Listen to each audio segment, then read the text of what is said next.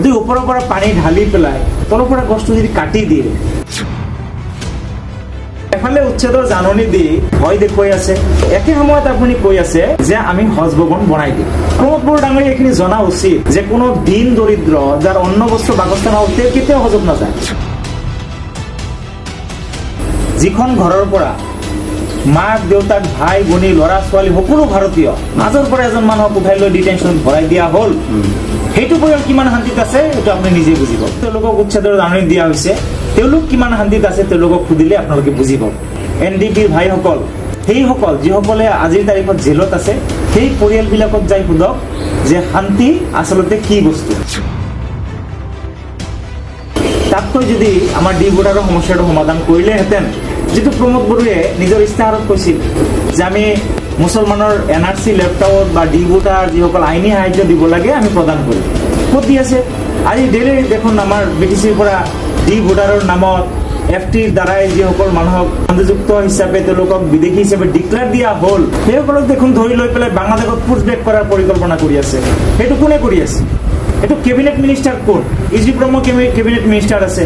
EPPL BJP আৰু অগপৰ চৰকাৰ অসমত চলি আছে, BTC DBPL আৰু BJPৰ চৰকাৰ চলি আছে। গতিকে চৰকাৰ এখেতসকলৰ হাতত আজি কিমান মানুহক আপুনি চাওকচোন, কিমান দুৰ্ভাগ্যজনকভাৱে ন'মেন্স লেণ্ডত এৰি থৈ অহা হৈছে, বাংলাদেশত পুছবেক কৰা হৈছে। বাংলাদেশৰ লগত কোনো প্ৰত্যাৰ্পণ চুক্তি নাই, একো নাই। গতিকে সংখ্যালঘুৰ কাৰণে কোনো ধৰণৰ কাম কৰাৰ মানসিকতা প্ৰমোদ বড়ো ডাঙৰীয়া নাই, আৰু তেখেতে ইতিমধ্যে চেঞ্জ হৈ গৈছে সম্পূৰ্ণৰূপে। আগত যদি প্ৰমোদ বড়ো দিন আছিল, এতিয়া ৰাতি হ'ল। আগত যদি প্ৰমোদ বড়ো বগা আছিল, এতিয়া কলা হ'ল। 5টাকৈ সংখ্যালঘুক যি টিকট প্ৰদান কৰিছিলে, 5টা সমষ্টি বিজেপিৰ লগত কম্প্ৰমাইজ কৰিছিল। বিজেপিৰ লগত কম্প্ৰমাইজ কৰি পেলাই আমাক বলিৰ পথা সজোৱা হৈছিল, যাৰ কাৰণে প্ৰমোদ বড়ো ডাঙৰীয়াই আমাক সংখ্যালঘুৰ কণ্ঠ কিছুমানক ৰুদ্ধ কৰাৰ কাৰণেহে এইবিলাক কাম কৰিছিল যেন আমাৰ অনুভৱ হ'ল। 15টা বছৰত হাগ্ৰাম মহিলাদেৱে নমিনেটেড MCLA সংখ্যালঘুৰ পৰা দিছিল। গতিকে সংখ্যালঘুৰ লগত ডেফিনেটলি প্ৰমোদ বড়ো ডাঙৰীয়াই বঞ্চনা কৰিছে। তেখেতে যিখিনি প্ৰতিশ্ৰুতি প্ৰদান কৰিছিল সেইখিনি তেখেতে পালন কৰা নাই, আৰু তেখেতে যিহেতু আমাৰ বিশ্বাস ভংগ কৰিছে। আমাৰ লগত যিখিনি কথা তেখেতে দিছিল সেই কথাখিনি তেখেতে ৰাখিব পৰা নাই। আমি আচলতে যথেষ্ট দুখ পাইছো যে তেখেত এজন ছাত্ৰ নেতা হৈ আমাৰ নিচিনা ছাত্ৰ সংগঠন কৰা কৰ্মীসকলক কিয় তেনেকে হাতে নামাৰি ভাতে মৰাৰ পৰিকল্পনা কৰিল? কিয় আমাৰ ৰাজনৈতিক কেৰিয়াৰ ধ্বংস কৰাৰ কাৰণে তেখেতে কুটিল ষড়যন্ত্ৰত লিপ্ত হ'ল? প্ৰমোদ বড়ো ডাঙৰীয়াৰ নিজৰ বিভাগতে বিয়াগম কেলেংকাৰী হৈছে।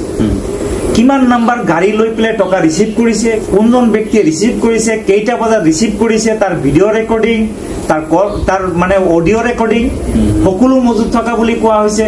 দিল্লীৰ পৰা এইটো আপোনাৰ নটিচ দিয়া হৈছে। হাগ্ৰামা মহিলাদেৱে 17 বছৰ চলাইছিল।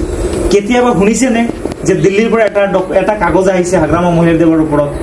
আজি প্ৰমোদ বড়ো ডাঙৰীয়া 4 বছৰ পাৰ হোৱাৰ পিছতে দেখোন তেওঁৰ কেলেংকাৰীৰ কাগজ আহি গ'ল, দস্তাবেজ আহি গ'ল। গতিকে মূৰৰ পৰা গেলিছে, আৰু সকলো কথা ৰাইজে জানে। আমি ইমান নাজানো, ৰাইজে যিমান জানে।